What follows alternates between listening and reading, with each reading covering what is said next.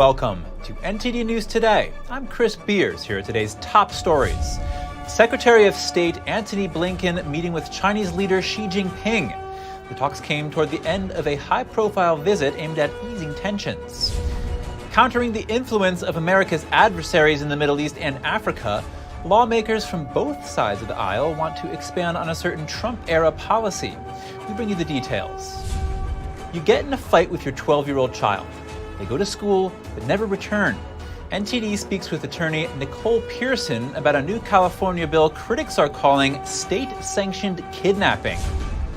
Parents have been challenging what they consider inappropriate material in libraries across the U.S. However, a new law in Illinois may put a stop to that. The transgender movement is facing increasing backlash, but how did it come about, and what does it mean for today's youth? We speak with a filmmaker on the launch of his newest documentary.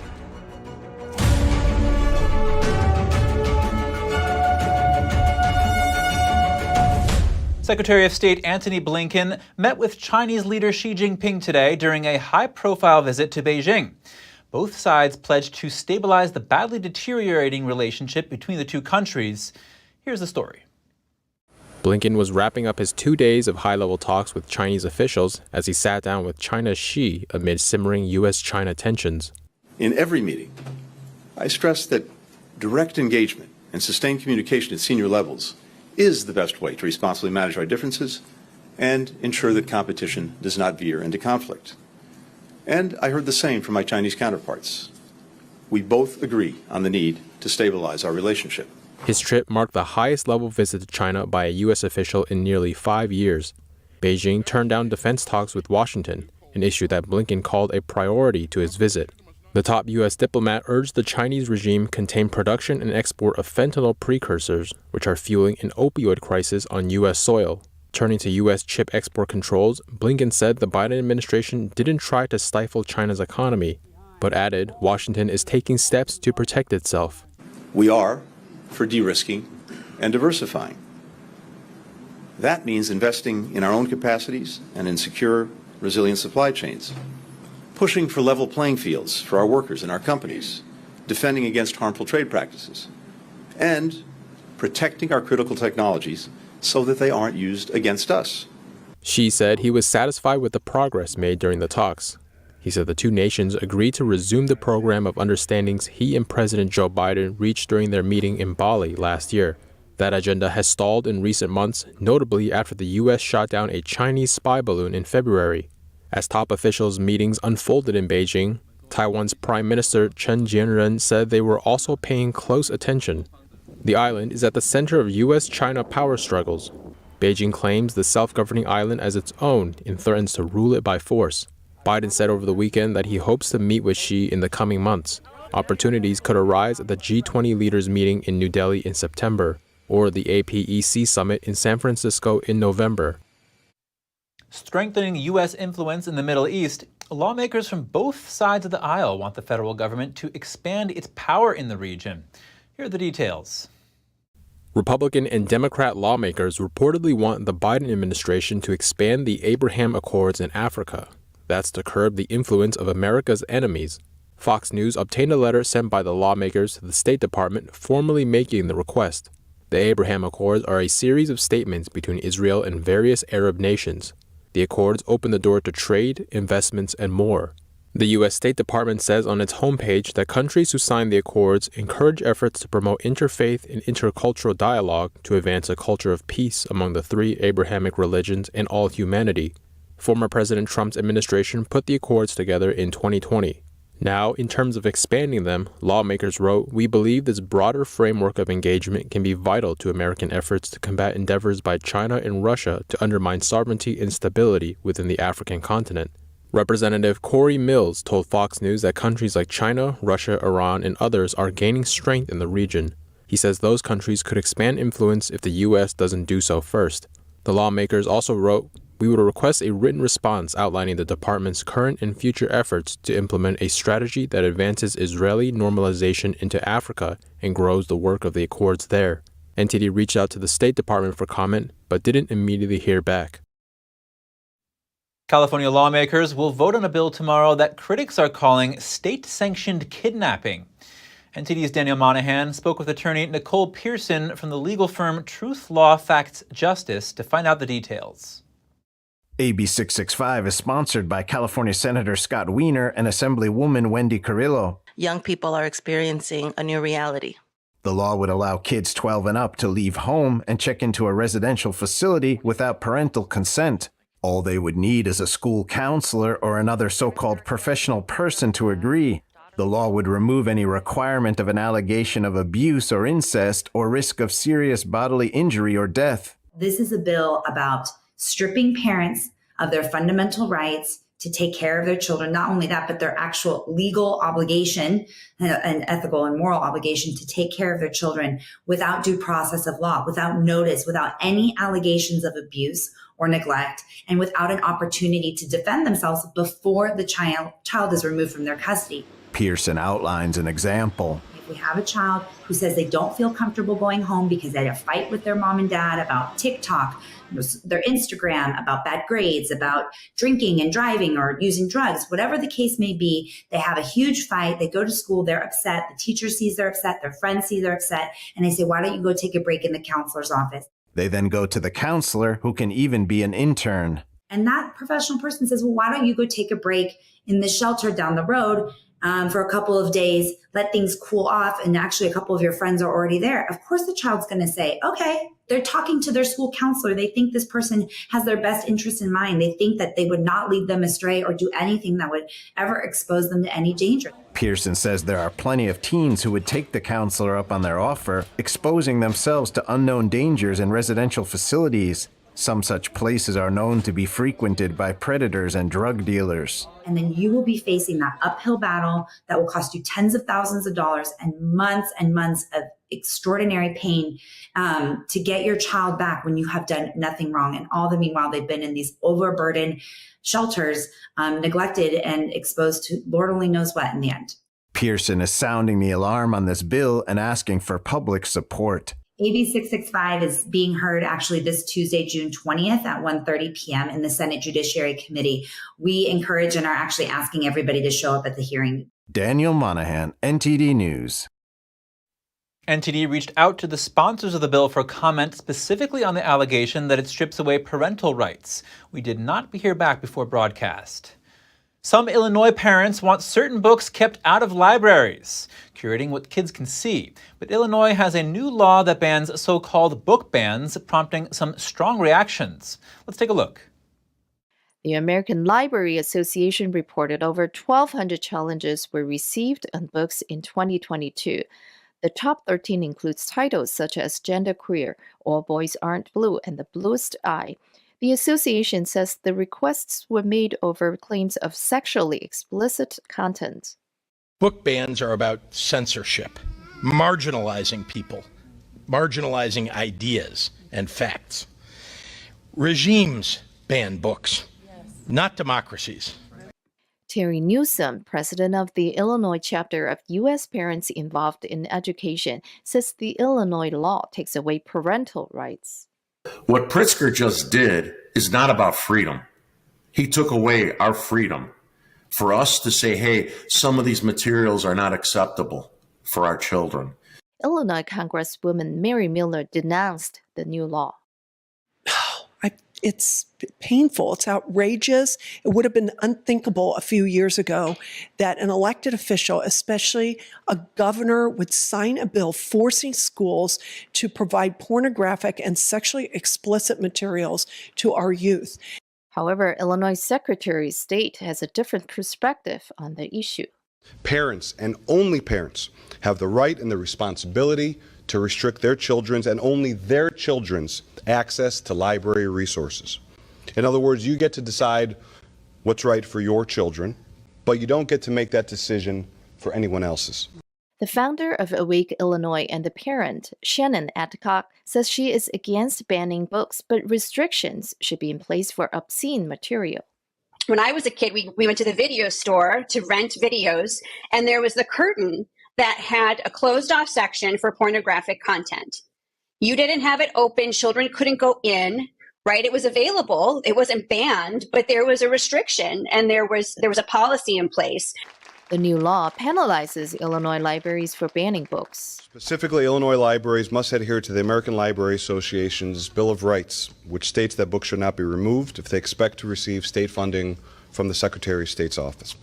Some parents are also concerned about taxpayers' money being used to advance what they consider socialist ideology. They point to the head of the American Library Association, Emily Drabinski, who once described herself as a Marxist in a since-deleted tweet. Do we really want this association to represent our community's value system? Maybe we're not in line with that. It's not their money, right? I mean, it's our money. It's our tax dollars. It's our community. While parents worry that other states may follow suit, they also think the new law would fuel more parents taking action against the law. The new law will go into effect on January 1st, 2024. Reporting by Angela Moy, NTD News, Chicago. What's behind the transgender movement and what are its implications? To find out, I spoke with award-winning filmmaker Tobias Elvahoga about his new docudrama, Gender Transformation: The Untold Realities. The docudrama is the latest Epoch original documentary, and it's been selected by the Manhattan Film Festival, where it premiered Friday night in New York City.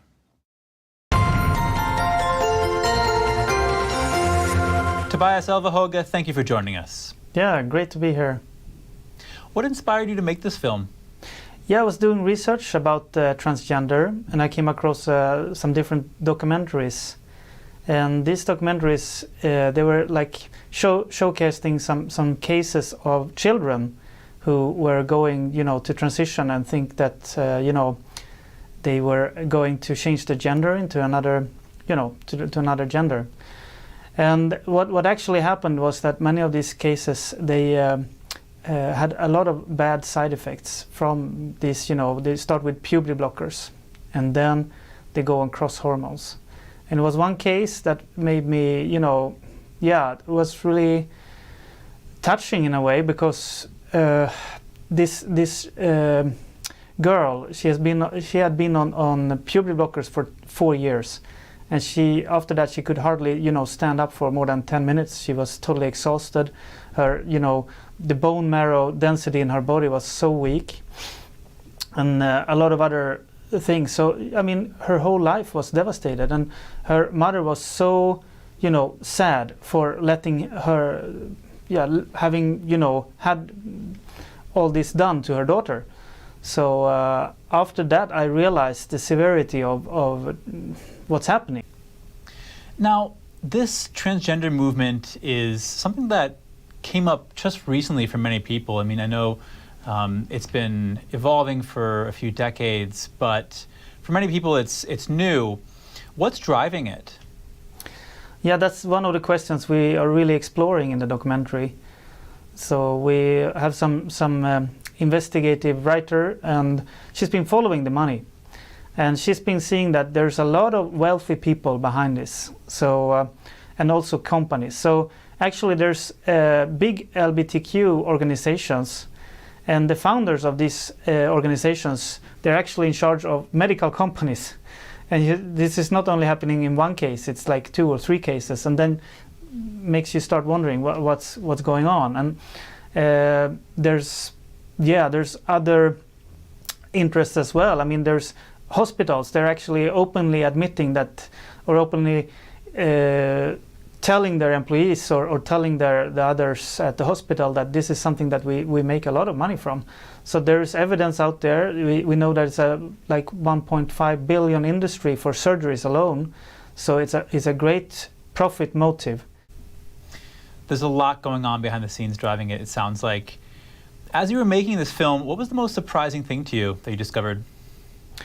Well, the whole mechanism that you can, go to a therapist, and then the therapist is like, is not even, asking any questions about your, trauma or your like underlying issues. If you have like a diagnosis, like you're an autist or whatever, they don't do that. In some states, they can't even do it. It's called conversion therapy, and that really, shocked me because I mean, for me it's so natural. Like if you're gonna do something that's really like changing your body, changing your whole life, and you just approve it and you just send to do it straight away, and someone is just approving you. For me, that's shocking. That's more than shocking. It's like really upsetting that, and that's something that we found out with 4 of these detransitioners that we interviewed. They all tell the same story. They just and they get the puberty blockers. Was also really easy to go on those, and it's a Swedish doctor actually said in the Swedish program that the puberty blockers is like a chemical castration.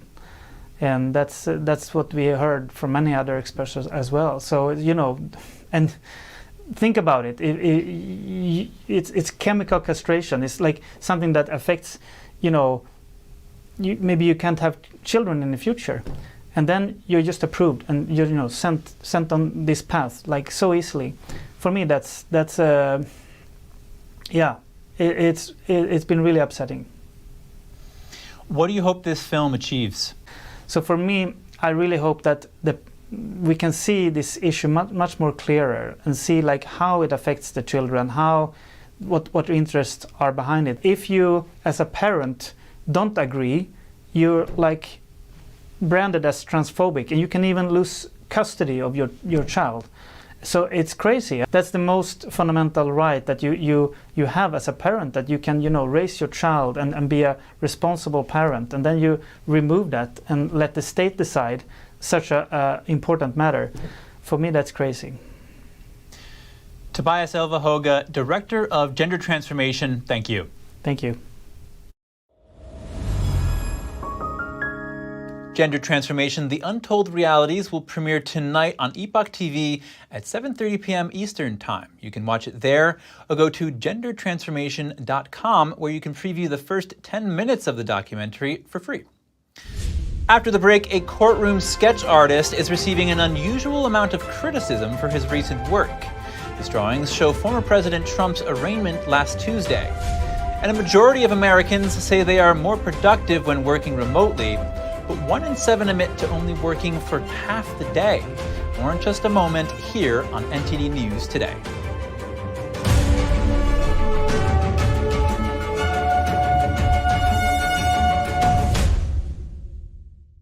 Did you know ESG is impacting every part of your life? From rising gas prices to global food shortages to out-of-control inflation, even losing your freedom of speech and being censored on the internet. It's all being driven by ESG ideology. Who's in control? What can you do about it? Find out in The Shadow State, the first documentary exposing ESG. The ESG movement of governments and corporations operates in the shadows. Only the light of truth can expose it. Watch The Shadow State documentary, streaming now.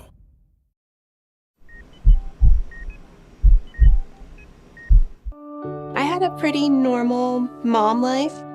Everything was pretty good, and it was a very happy life. And we just had a new baby.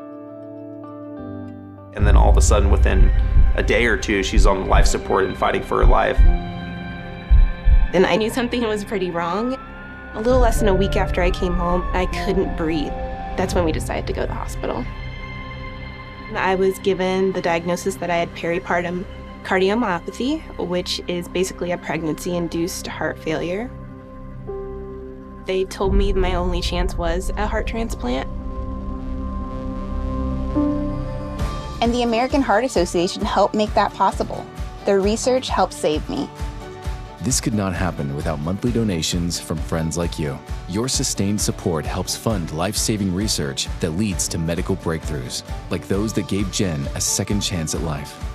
Heart disease is the #1 killer in America, and we urgently need your help to save lives. Go to helpheart.org or call now to become a monthly donor today.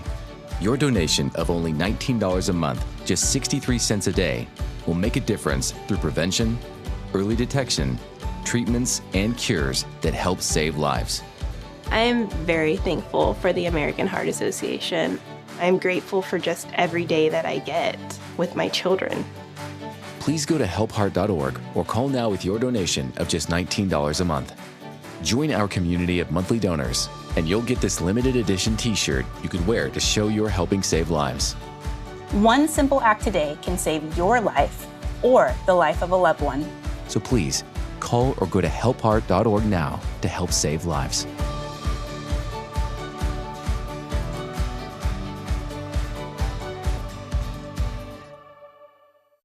I don't think that many kids in my son's school even do it. He makes fun of his friend who vapes. He would never try it. She's into soccer. She's on the honor roll. She's just not the type. No way. No way. No way. No way, my kid would never vape. Get your head out of the cloud. Today, nearly 8,000 kids will start vaping. Maybe even yours. Learn about the dangers at talkaboutvaping.org.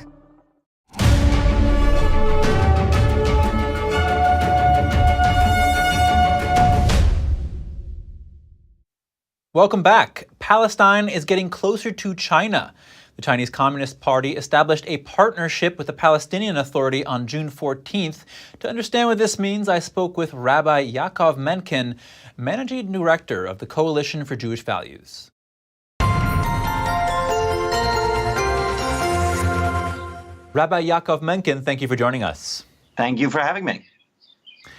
You know, Palestine is getting closer to the Chinese Communist Party, who we know is committing genocide against the Uyghur Muslims, Falun Gong practitioners, and persecuting a number of other groups.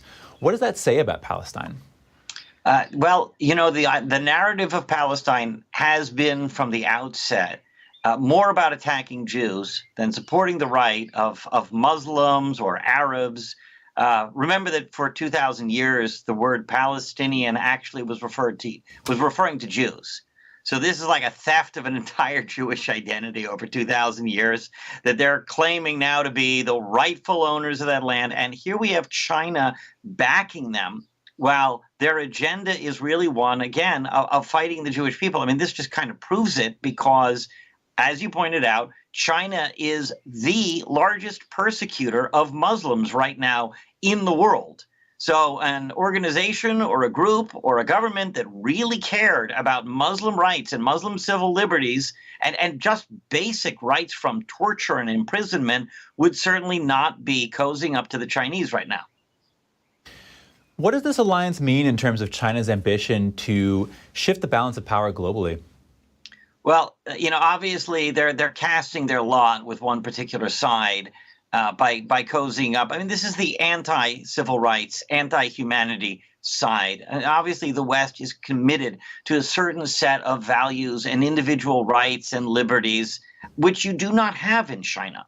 And you do not have, for that matter, under the Palestinian Authority, much less in Gaza under the terror organization Hamas. So it really says something that this alliance or this coming together is just China trying to increase its power globally and push down the West. Now, China's trying to position itself as the mediator of peace between Israel and Palestine. You talked about some of the moral implications of this before our interview. What are those implications? Well, you know, it's basically, first of all, to the Chinese, the CCP, I mean, good luck with that. They're not able to be an honest broker if they're in the process of making an alliance, particularly with one side. This is actually not a hard conflict, as we see from the West's efforts with the Abraham Accords, for example, which is the most stunning upending of a certain hateful narrative that had been going on for decades, that peace cannot be done or peace is held hostage by the Palestinians. They're just trying to shore up the Palestinian Authority in the wake of such a move and say, no, we're going to hold peace hostage. So that's not a real peace effort at all now, is it? Now, Rabbi, we know the Palestine Authority backs terrorist organizations. What does it mean that the Chinese Communist Party is partnering with this kind of entity? Well, you know, it all takes us back to that same issue, that here you have the anti-human rights, the anti-individual liberties. You know, what could quite seriously, if people were willing to talk in language like this anymore, you would call it an alliance of darkness. because you have the CCP, which is busy oppressing Uyghur Muslims and trampling the civil rights of its own people. And you have the Palestinian Authority, which is trampling the civil rights of its own people. And simultaneously, it's not just a matter of supporting terror organizations, it's paying terrorists, individual terrorists who committed acts of terror. They or their families get substantial financial rewards from the Palestinian Authority under something called pay to slay. And it's actually a real dark mark on the Biden administration that they've resumed funding to the Palestinian Authority while the Palestinian Authority is still paying terrorists. It kind of turns the United States, much less the CCP, into a state sponsor of terror. And that's not somewhere we want to be. Wow, that's horrible.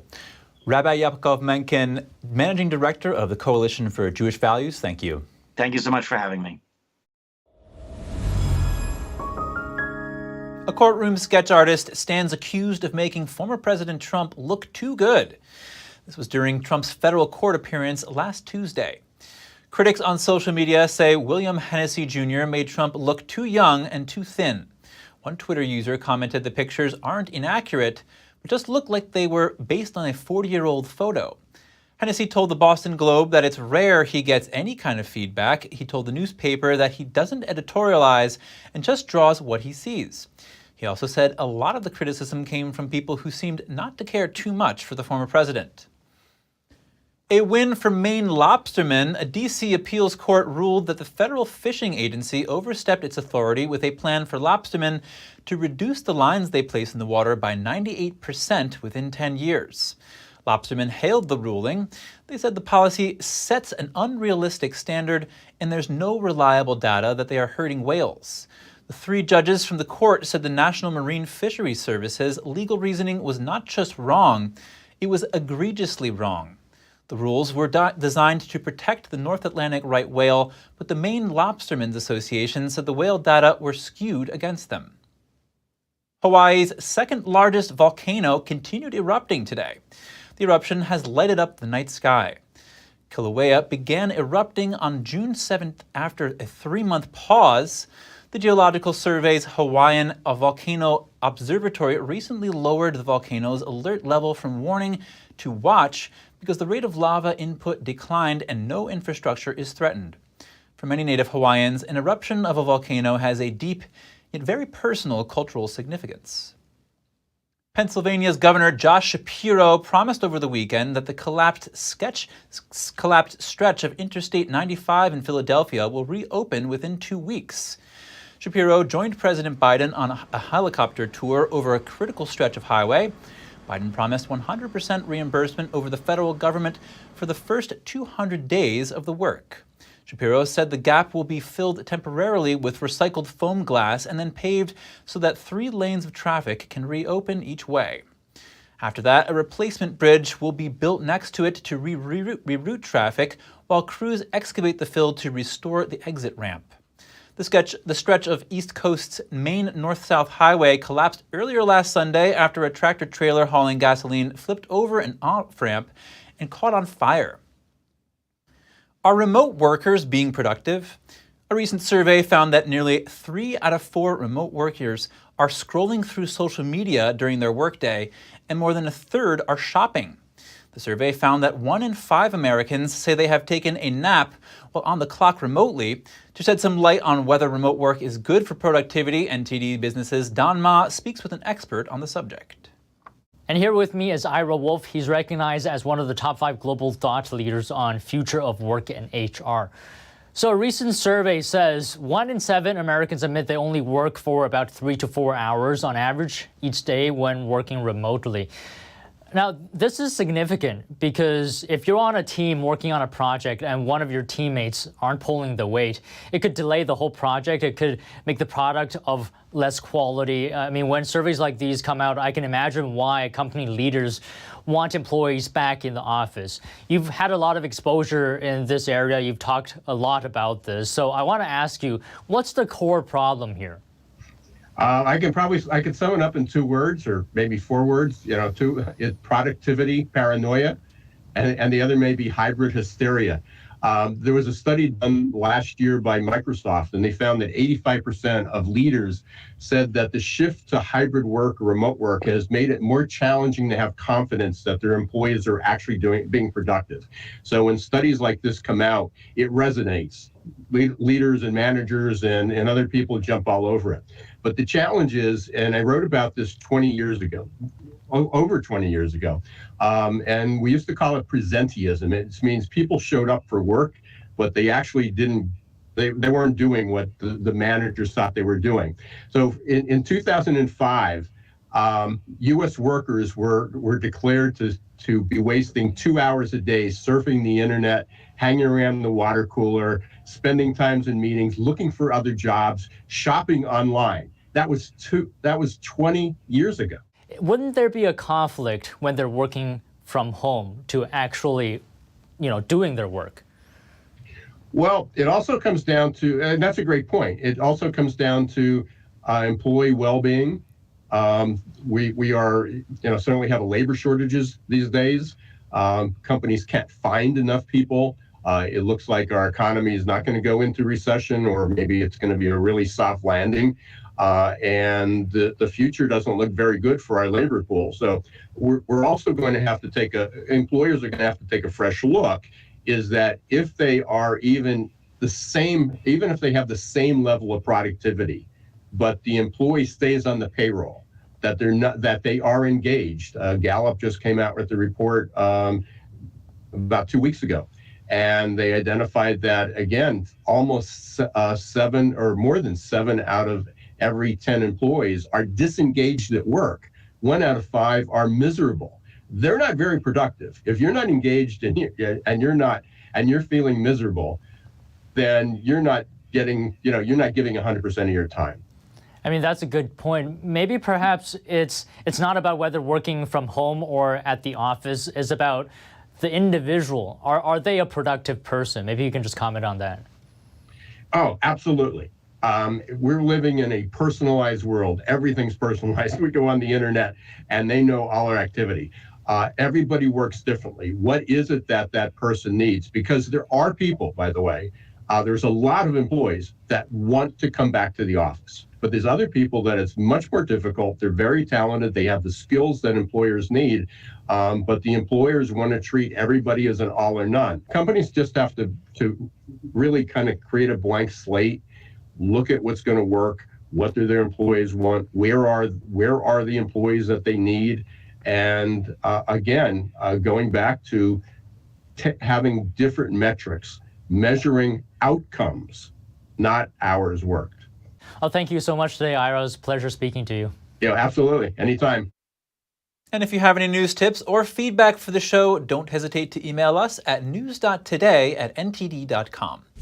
When we come back, Pakistan said 800 people, including some Pakistanis, were on board a migrant boat that capsized off the coast of Greece. And with the UK general election getting closer, the main opposition party is promising to go greener and block new oil and gas licenses in the North Sea. More shortly here on NTD News Today.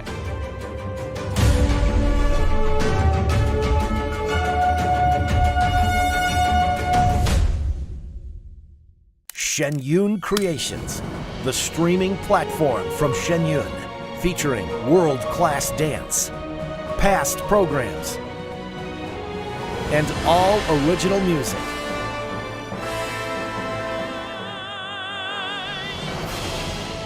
Masterclasses, behind the scenes, comedy, and more. Explore ShenYunCreations.com.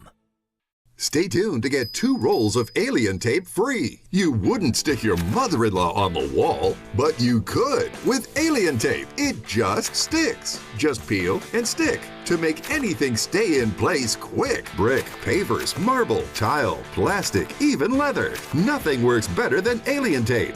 You wouldn't stick your fishbowl on a moving car, but you could with Alien Tape. The secret is nano-stick technology that grabs and locks on to secure one side of the surface to the other. Alien Tape secures in seconds, then twist, pull, and rinse to reuse. Call or go online to get your first roll of Alien Tape for just $19.99, plus shipping and processing. But to make this deal really stick, we'll give you 2 more rolls absolutely free. You get 3 rolls of Alien Tape for one low price. Order now. To order, call 1-800-490-1364 or go to tryalientape.com. So call 1-800-490-1364 or order online at tryalientape.com. It's just clear as day. The media, whether it's broadcast, cable, or print media, has become extremely biased. And I started looking online for alternative ways to get information. And I saw an ad for a free trial. And I looked at it and I said, Epoch Times. I mean, come on, this is end of days type of stuff. I mean, what are they going to be talking about here? And I said, well, it's a free trial. Let me dig in. Is it giving me both sides? Is it giving me an objective point of view here? I have looked for opportunities to see where they might be biased, and I don't find it. It has given me a level of trust in media that I didn't think I'd ever get back. I love the Epoch Times because it has renewed my faith in the idea that a reliable, responsible, non-biased source of information is available. And I can say that I love it because of that. Hey Bobo, do trees tell each other stories? I'm sorry, I'm afraid I don't know that. Hey, why don't we go find out? Listen. Can birds draw pictures? I don't have an answer for that. Dad, do stars visit their friends? Look!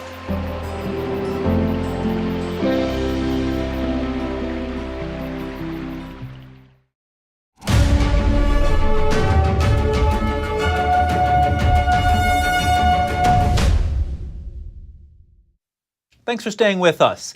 Jailed opposition leader Alexei Navalny appeared before a Russian court today to defend himself against new charges of extremism that could extend his prison term by decades. The trial is taking place at a penal colony about 150 miles east of Moscow, where Navalny is serving sentences totaling 11.5 years.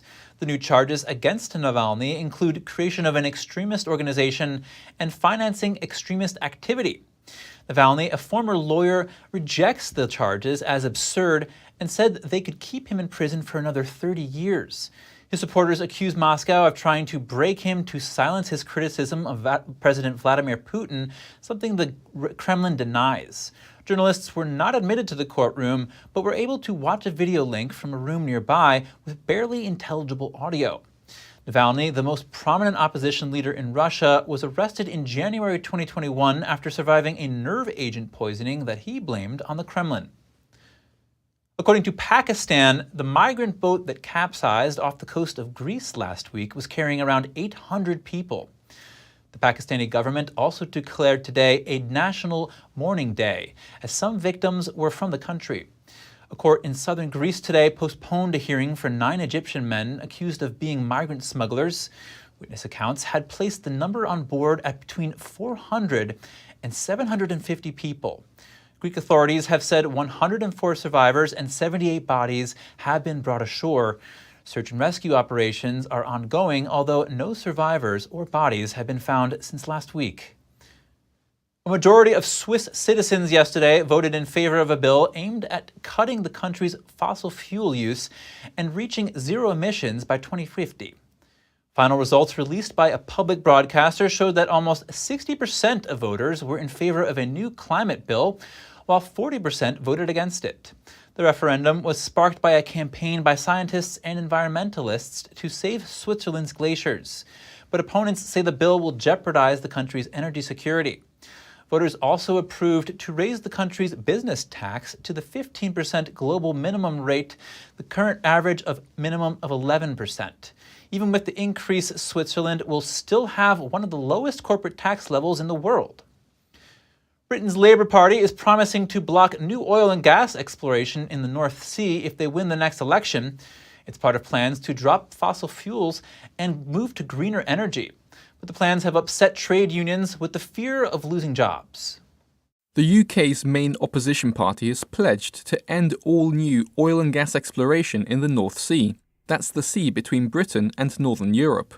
Speaking in Edinburgh, the capital of Scotland, Labour leader Sir Keir Starmer had this to say. The moment for decisive action is now. If we wait until North Sea oil and gas runs out, the opportunities this change can bring for Scotland and your community will pass us by. Starmer has set out green energy plans that he promises will create 50,000 jobs in Scotland. But Labour's proposals have sparked anger from trade unions amid fears of job losses. The North Sea oil and gas sector currently supports around 90,000 jobs in Scotland. Starmer's plans won't end current North Sea oil and gas licences. He said he will only block new ones. A spokesperson from the ruling Conservative Party called Starmer's plan an economic plan to saddle the British people with billions of debt and borrowing. Malcolm Hudson, NTD News, London. Former Scottish leader Nicola Sturgeon is again defending herself in front of the media. That's after her dramatic arrest 1 week ago in a financial probe. I am certain that I have done nothing wrong. I intend to be back in Parliament in the early part of the week. I'll make myself available for questions then, obviously within the constraints that I am referring to right now. Sturgeon served as Scotland's first minister for more than 8 years and led the Scottish National Party. Authorities are looking into the whereabouts of more than $700,000 in funds for the party. The money was raised by Scottish independence campaigners in 2017. It was supposed to be set aside for the cause, but may have been used for other purposes. Sturgeon was freed without charge after her arrest, but the investigation is still ongoing. In the East African nation of Uganda, a bereaved border town yesterday began burying the victims of a brutal attack on a school by suspected extremist rebels. A local member of parliament said people were psychologically crippled and emotionally bleeding. Everybody's asking, why this community? You imagine they've had enough. They've had a tragic story, and we thought this was a time for our community to have a better story to tell the rest of the country. Terrorists armed with guns and machetes on Friday attacked a co-ed private school just over a mile from the Congo border. 38 students, a security guard, and 3 civilians were killed in the attack. Ugandan authorities also believed at least 6 students were abducted. The attack is blamed on the Allied Democratic Forces, which has ties with ISIS terrorist group. The group has been accused of launching many attacks in recent years, targeting civilians, including one in March in which 19 people were killed. Uganda security forces have stepped up patrols along the frontier with volatile eastern Congo and sent more soldiers to pursue the attackers. Next, a vintage Rotary phone sits in the middle of a Washington state forest. Find out how it comforts those who grieve. Details to come on NTD News Today.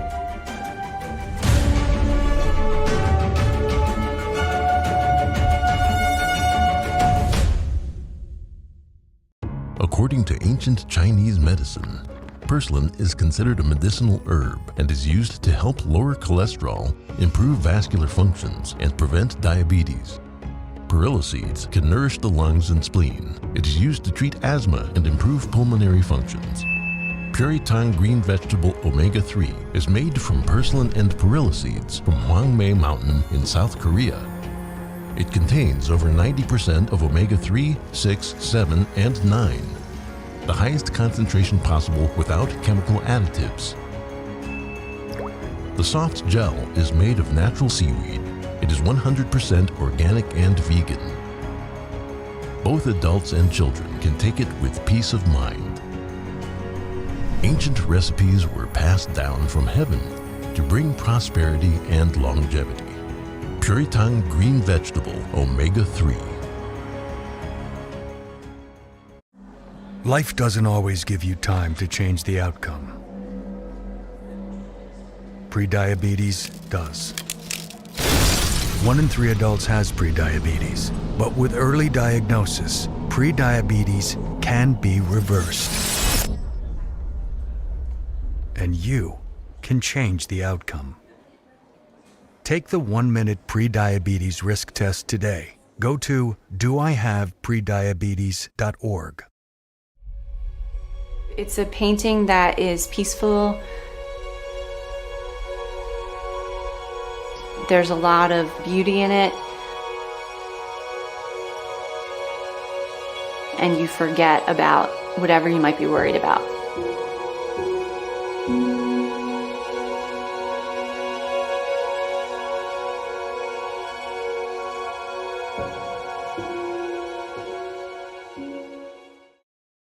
William Bouguereau's staggering work, both in quantity and quality, numbered over 800 exquisite paintings during his lifetime. Bouguereau was the most famous artist in all of France, possibly all of Europe. These are emotionally powerful works, amongst the most powerful in art history.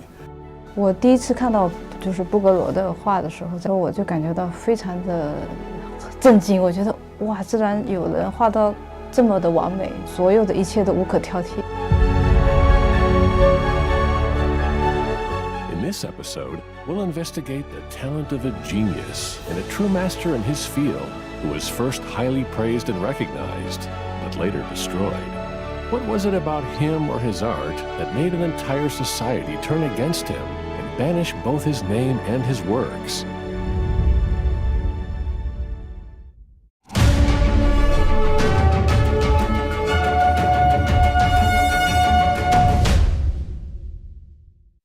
Welcome back, everyone. A vintage phone in the middle of a forest connects grieving friends and family with their loved ones who've passed away. NTD's Andrew Thomas has the details on the installation and what visitors have to say.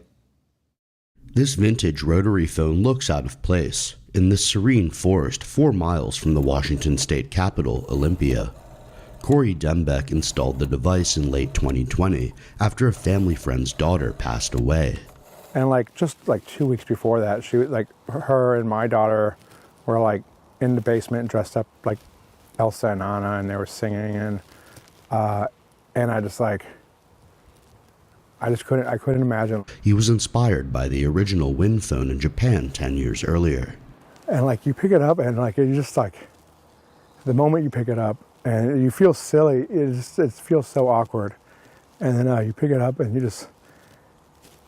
It's like therapy. Dembeck attached the phone to an old-growth cedar tree off the trail. People gradually learned about the phone and started visiting it in droves, so authorities decided to make it an official art installation. During a recent afternoon, Joelle's family visited the phone. Her mother, Erin, grieved. I need the phone. I need an outlet. Because it's dedicated to my daughter, I think it's different than for someone else to come and use it, Yes, it's an outlet for me, but then it's also a reminder at the same time. And not being able to hear her voice on the other side of that phone can be very gut-wrenching. So I usually come when I'm kind of in none of my other coping mechanisms are working, and I'm looking for a last-ditch effort, I guess. Joelle's brothers and sisters take turns telling Joelle how much they love and miss her. They place photos and keepsakes on top of the phone. I love you so, so much, and we all miss you, and we all love you. I know God has better plans for you up in heaven, but I'd still do a lot to give you a hug right now. Thank you for everything that you've done. How you made us feel. Moments later, a barred owl lands in the cedar tree above the phone. Owls were Joelle's baby theme when she was born. In daylight, I don't know. You know what I mean? And then just to sit there, perch up there, and just to look down, and as what Aaron said, just look in your soul. Mm-hmm. There's got to be another message. There's got to be a sign. The installation has inspired other Americans across the country. Dembeck has spoken with several of them and estimates there are now 50 such phones in the U.S. Andrew Thomas, NTD News. Onions are a world-class superfood. They're versatile in various cuisines and offer valuable health benefits. Here's NTD's Gina Marie with Strong Mind and Body.